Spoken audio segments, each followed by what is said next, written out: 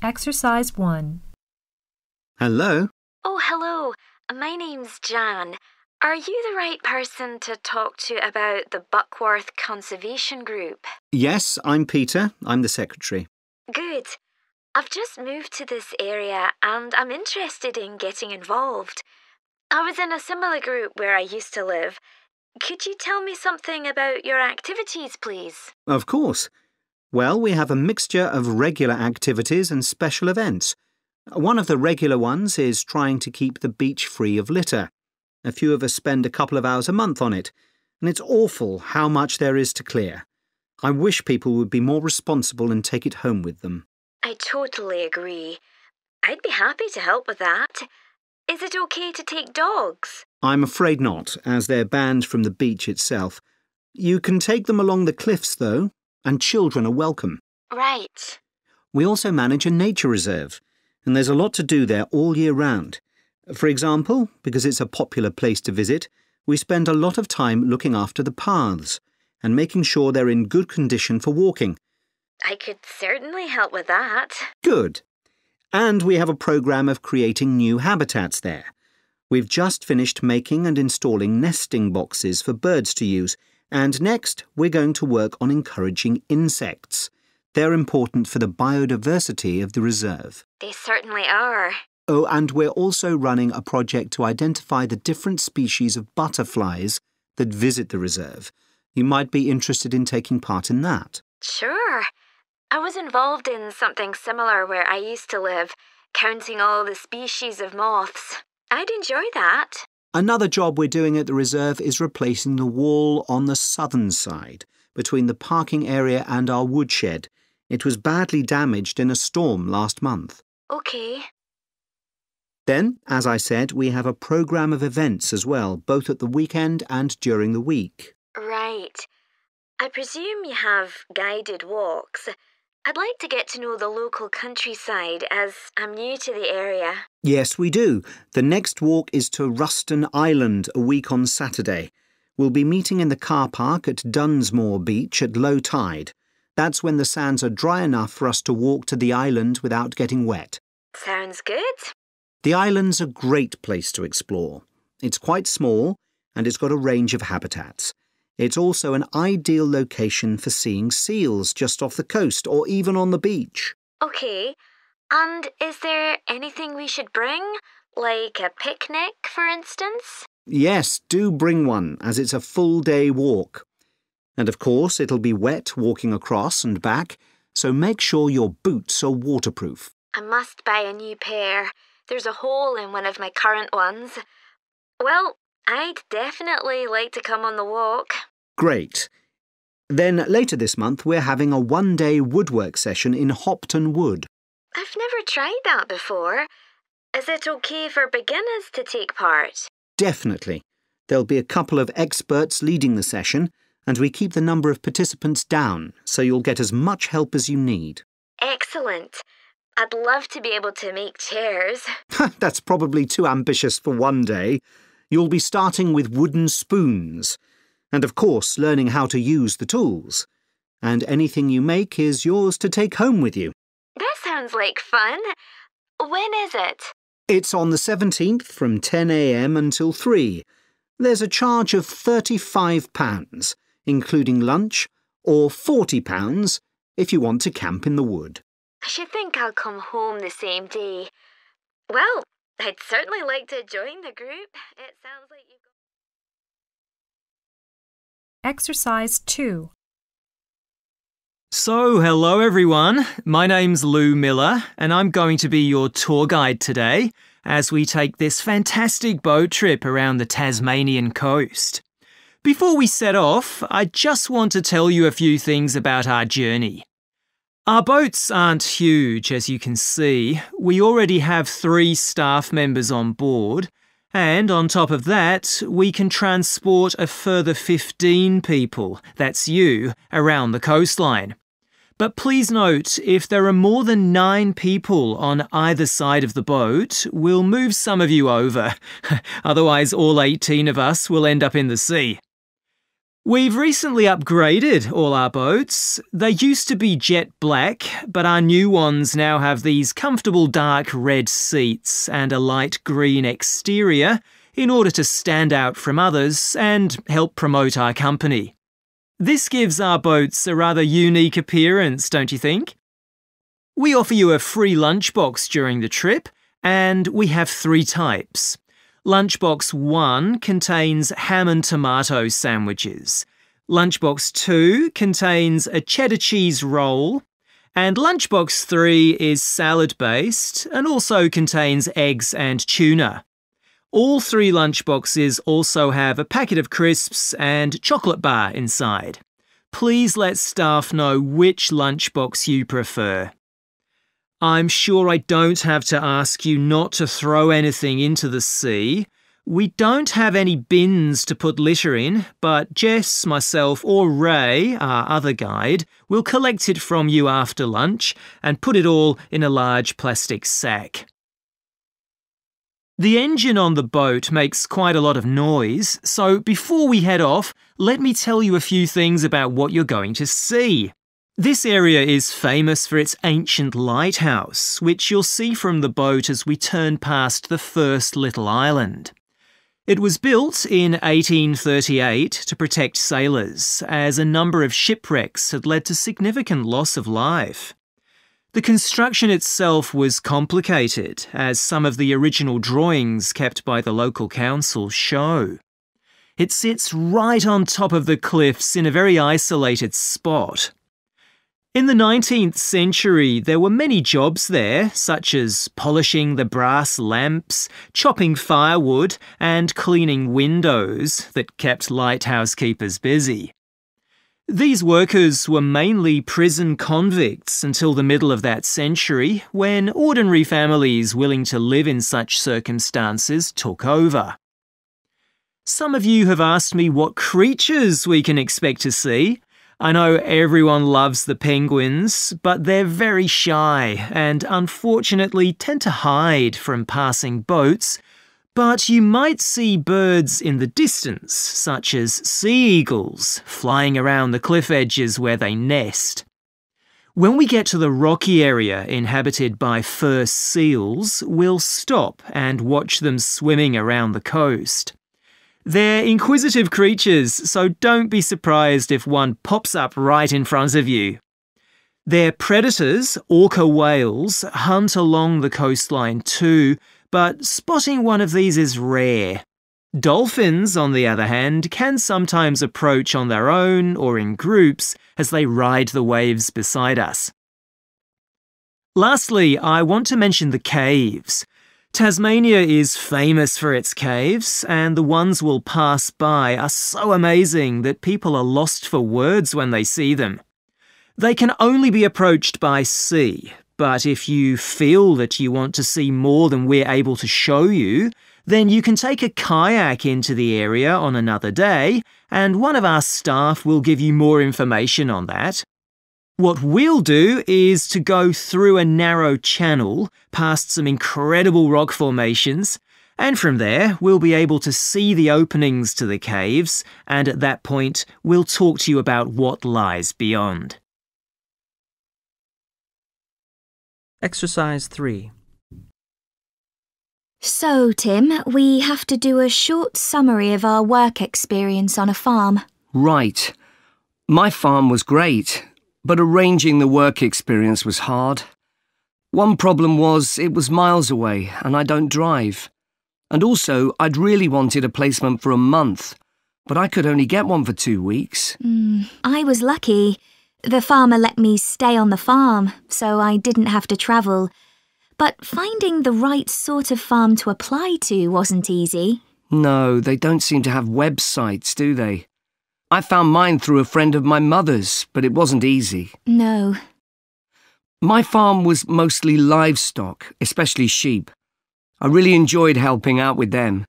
I was up most of one night helping a sheep deliver a lamb. On your own? No, the farmer was there, and he told me what to do. It wasn't a straightforward birth, but I managed. It was a great feeling to see the lamb stagger to its feet and start feeding almost straight away. and to know that it was okay.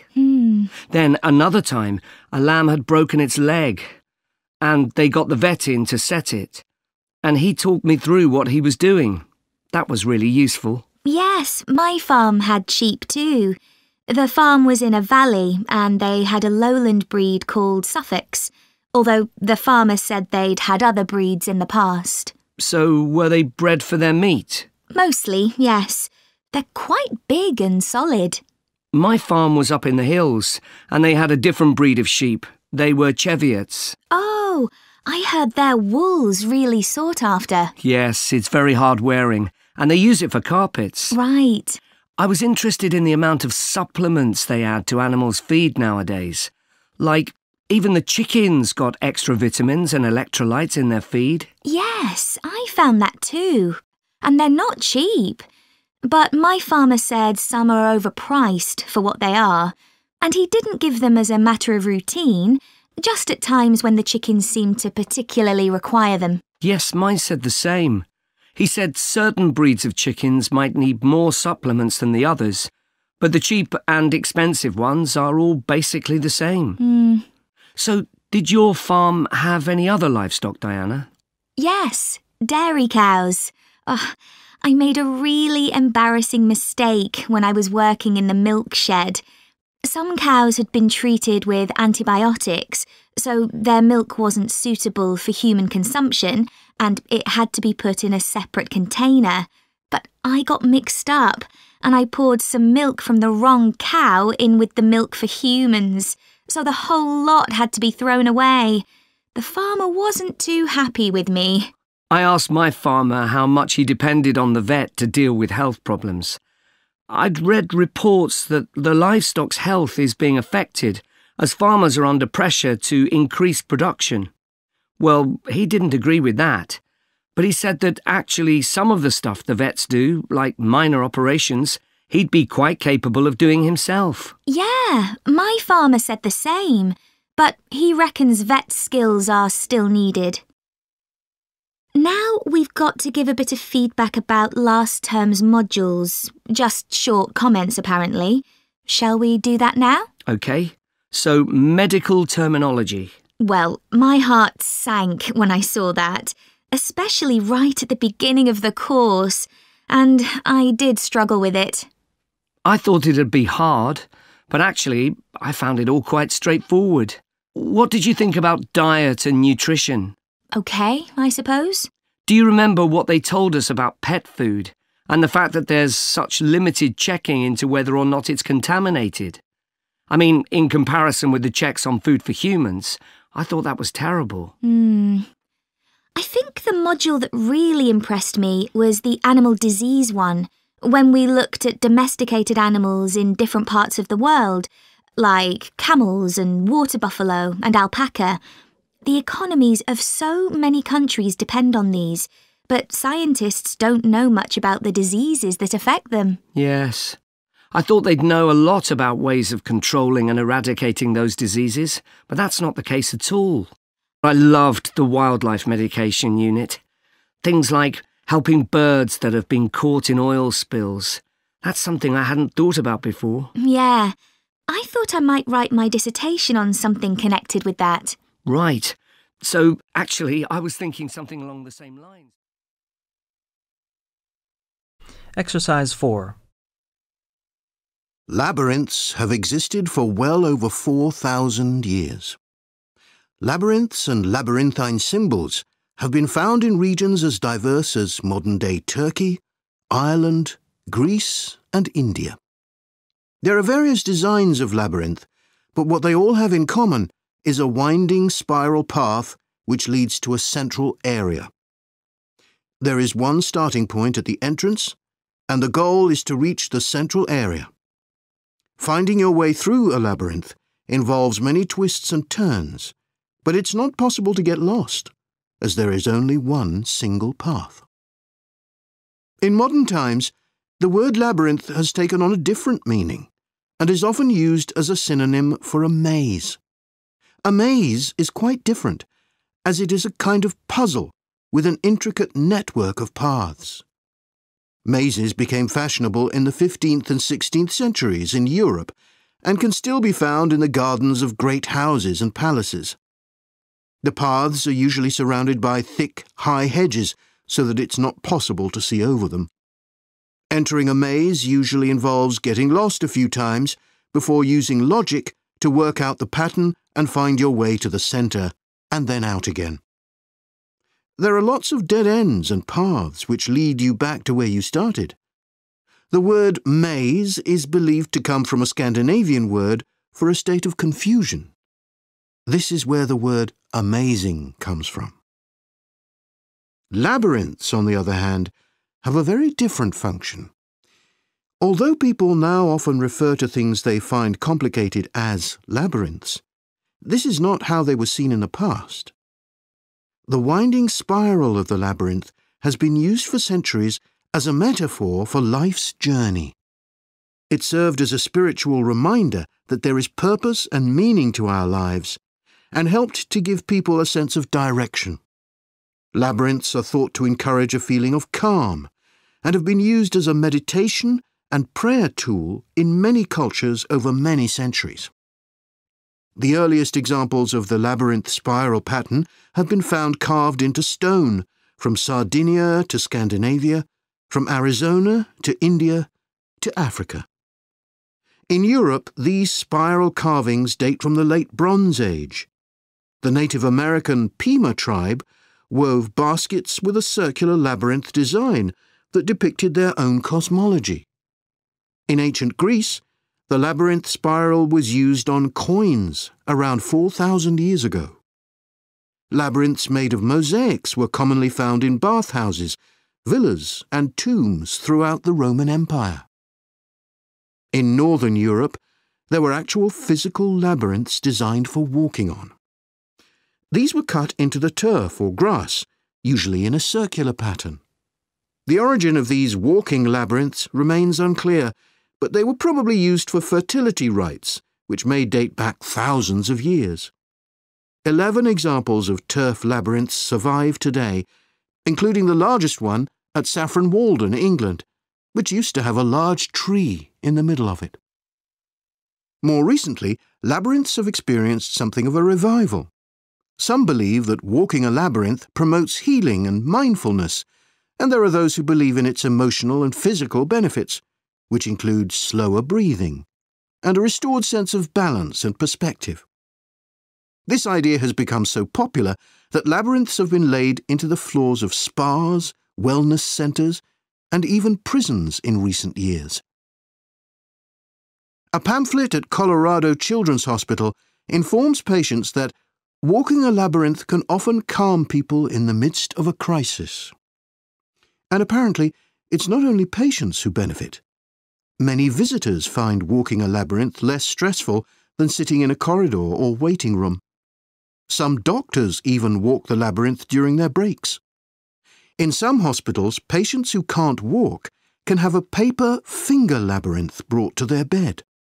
The science behind the theory is a little sketchy, but there are dozens of small-scale studies which support claims about the benefits of labyrinths. For example, one study found that walking a labyrinth provided short-term calming, relaxation and relief from anxiety for Alzheimer's patients. So what is it about labyrinths that makes their appeal so universal? Exercise 5. Hello, Jane Fairbanks speaking. Oh, good morning. My name's Frank Pritchard. I've just retired and moved to Southo. I'd like to become a volunteer, and I gather you coordinate voluntary work in the village? That's right. What sort of thing could I do? Well, we need help with the village library. We borrow books from the town library, and individuals also donate them. So one thing you could do is get involved in collecting them, if you've got a car, that is. Yes, that's no problem. The times are pretty flexible, so we can arrange it to suit you. Oh, another thing is the records that we keep of the books we're given, and those we borrow and need to return to the town library. It would be very useful to have another person to help keep them up to date. Right. I'm used to working on a computer. I presume they're computerized? Oh, yes. Is the library purpose-built? I haven't noticed it when I've walked around the village. No, we simply have the use of a room in the village hall. The West Room. It's on the left as you go in. Oh, I must go and have a look inside the hall. Yes, it's a nice building. Do you run a lunch club in the village for elderly people? I know a lot of places do. Yes, we have a very successful club. I could help with transport, if that's of any use. Oh, definitely. People come to the club from neighbouring villages, and we're always in need of more drivers. And does the club have groups that focus on a particular hobby too? I could get involved in one or two, particularly if there are any art groups. Excellent. I'll find out where we need help and get back to you. Fine. What about help for individual residents? Do you arrange that at all? Yes, we do it as a one-off. Oh, in fact, there's Mrs. Carroll. She needs a lift to the hospital next week, and we're struggling to find someone. When's her appointment? On Tuesday. It would take the whole morning.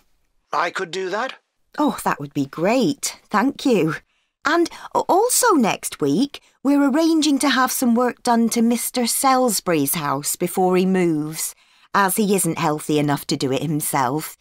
We've got some people to decorate his kitchen, but if you could do some weeding in his garden, that would be wonderful. OK, I'd enjoy that. And presumably the day and time are flexible? Oh, yes. Just say when would suit you best and we'll let Mr. Salisbury know. Good. The volunteers group also organises monthly social events, which is a great way to meet other people, of course. Uh-huh. So next month, on the 19th of October, we're holding a quiz. A couple of residents are great at planning unusual ones, and we always fill the village hall. That sounds like fun. Can I do anything to help? Well, because of the number of people, we need plenty of refreshments for halfway through. So if you could provide any, we'd be grateful. I'm sure I could. I'll think about what to make and let you know. Thank you. Then on November the 18th, we're holding a dance, also in the village hall. We've booked a band that specialises in music of the 1930s. They've been before, and we've had a lot of requests to bring them back. I'm not really a dancer, but I'd like to do something to help.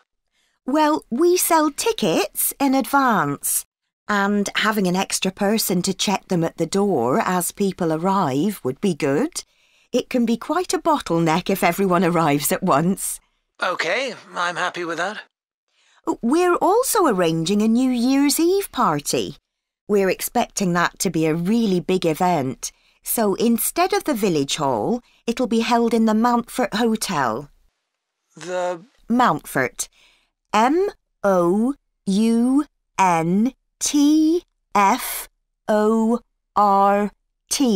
Hotel. It isn't in Southo itself, but it's only a couple of miles away.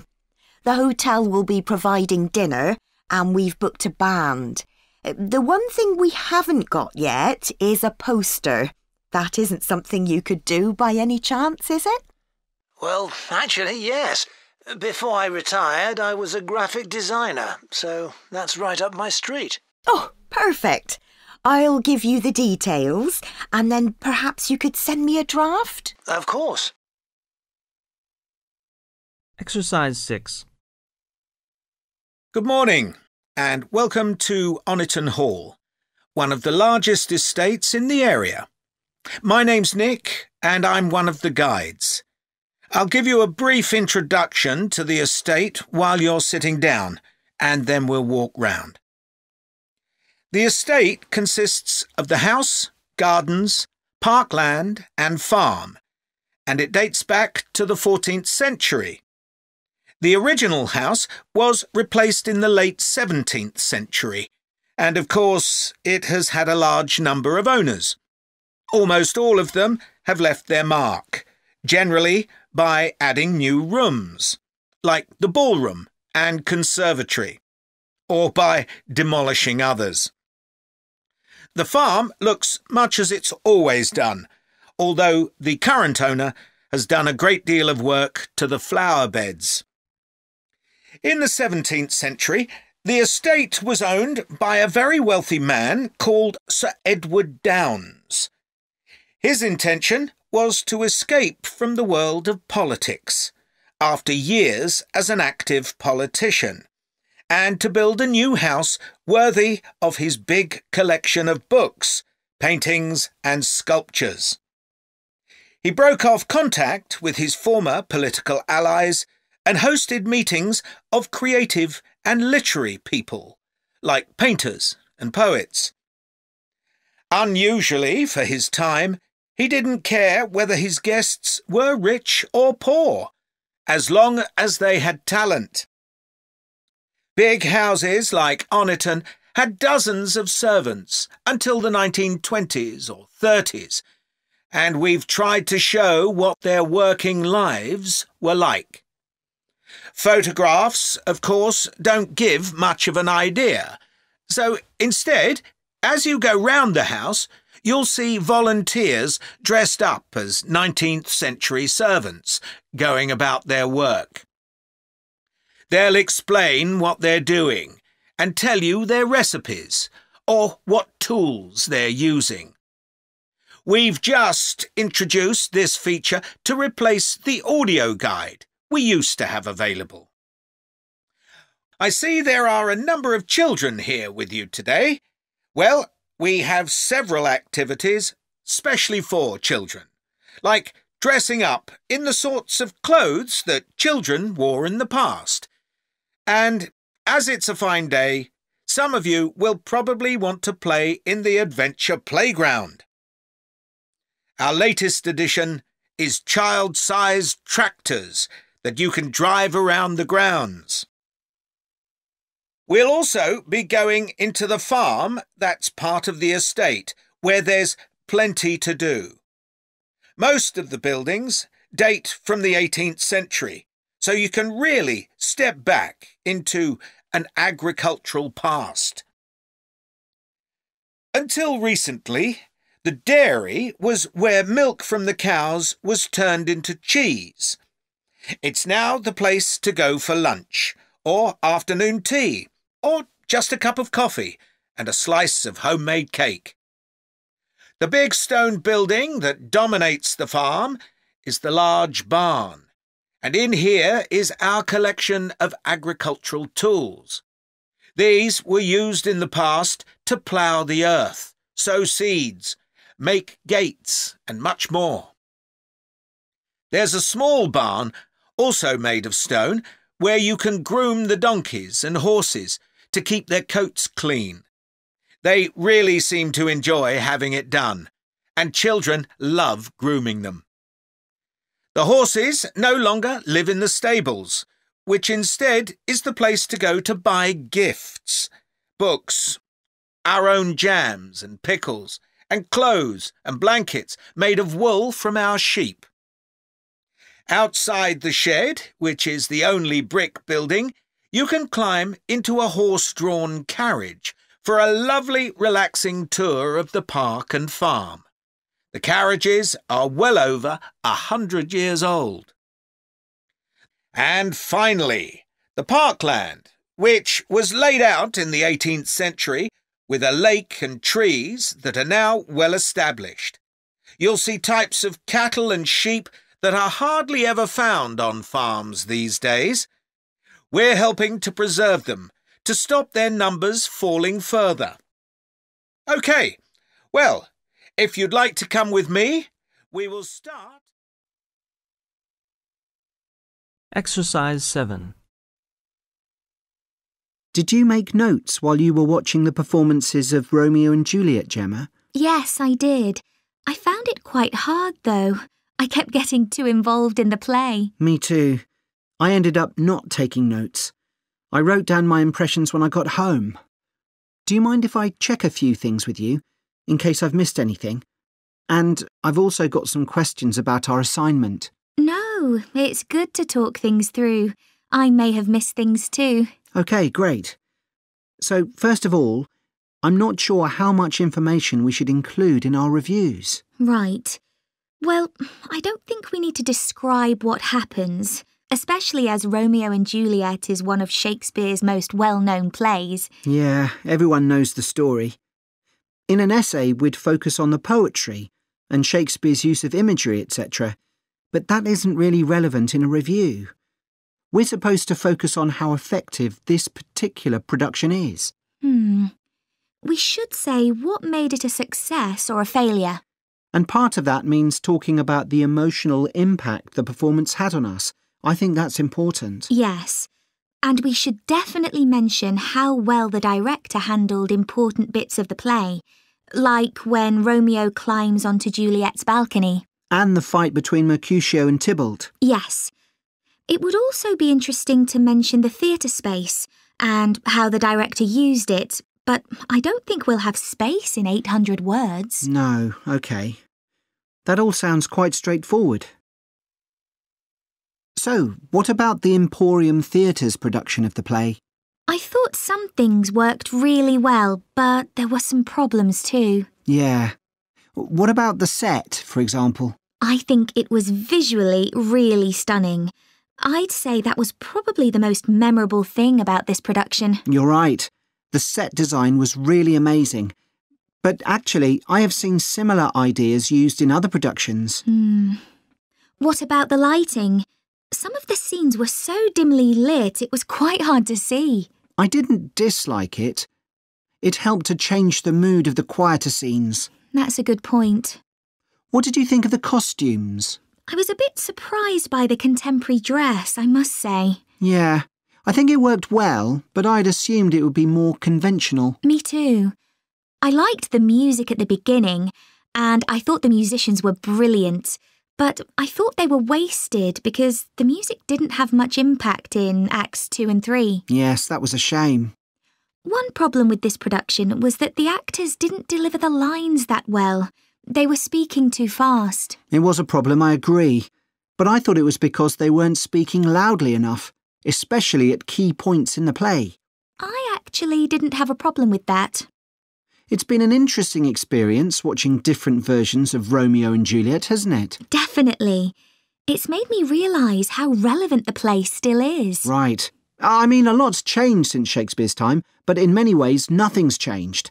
There are always disagreements and tension between teenagers and their parents. Yes, that's something all young people can relate to, more than the violence and the extreme emotions in the play. How did you find watching it in translation? Really interesting.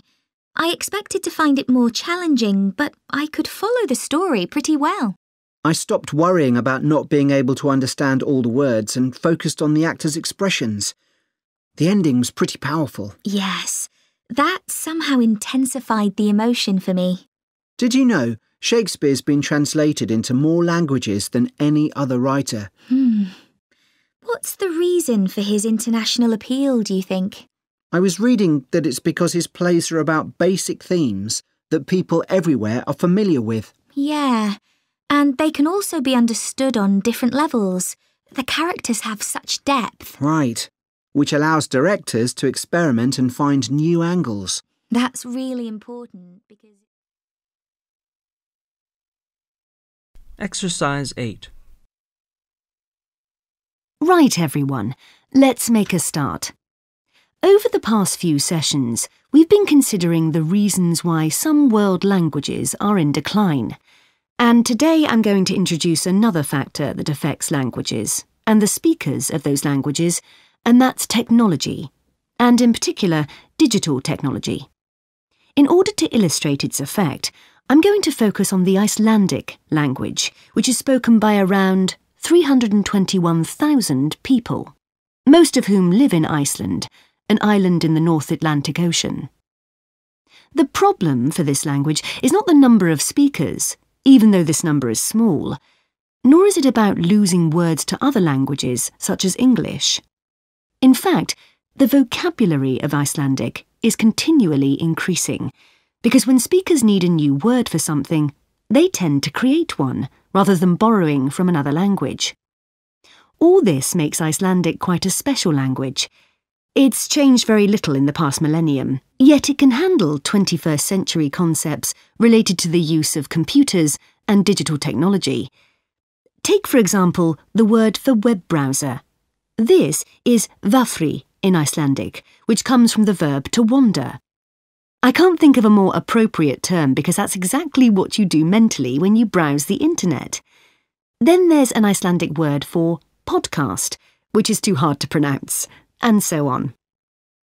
Icelandic, then, is alive and growing, and it's a big but, young Icelanders spend a great deal of time in the digital world, and this world is predominantly English.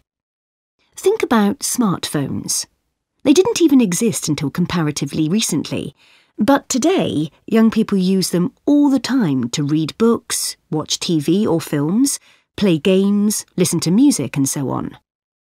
Obviously, this is a good thing in many respects because it promotes their bilingual skills.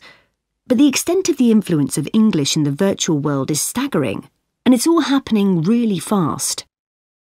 For their parents and grandparents, the change is less concerning because they already have their native speaker skills in Icelandic. But for young speakers, well, the outcome is a little troubling. For example, teachers have found that playground conversations in Icelandic secondary schools can be conducted entirely in English, while teachers of much younger children have reported situations where their classes find it easier to say what is in a picture using English rather than Icelandic. The very real and worrying consequence of all this is that the young generation in Iceland is at risk of losing its mother tongue. Of course, this is happening to other European languages too. But while internet companies might be willing to offer, say, French options in their systems, it's much harder for them to justify the expense of doing the same for a language that has a population the size of a French town, such as Nice. The other drawback of Icelandic is the grammar, which is significantly more complex than in most languages. At the moment, the tech giants are simply not interested in tackling this. So, what is the Icelandic government doing about this? Well, large sums of money are being allocated to a language technology fund that it is hoped will lead to the development of Icelandic-sourced apps and other social media and digital systems. But clearly this is going to be an uphill struggle. On the positive side, they know that Icelandic is still the official language of education and government. It has survived for well over 1,000 years, and the experts predict that its future in this nation-state is sound and will continue to be so. However, there's no doubt that it's becoming an inevitable second choice in young people's lives. This raises important questions. When you consider how much of the past is tied up in a language, will young Icelanders lose their sense of their own identity?